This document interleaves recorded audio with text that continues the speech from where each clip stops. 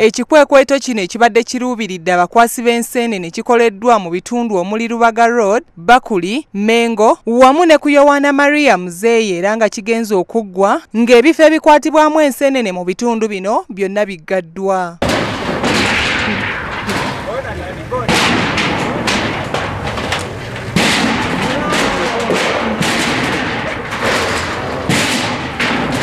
Ebitundu ebimu bisangiddwa nga biggale era nga bimenyeddwa okusobola okutuuka ewateekebwa ebipipa ebikwatibwamu enseenene. Abalala basangiddwa nga beggalidde mu bifo ewateekebwa ebintu ebyongeza amaanyi g'ebitaala ebisikiriza enseenene.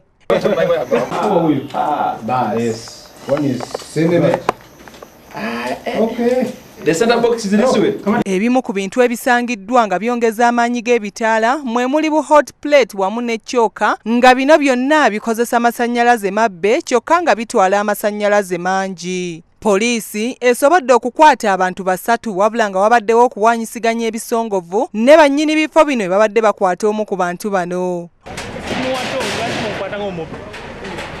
Munkwate bulungi siri mu bbi n'ebintu sigenda kudduka bintu birimu sedi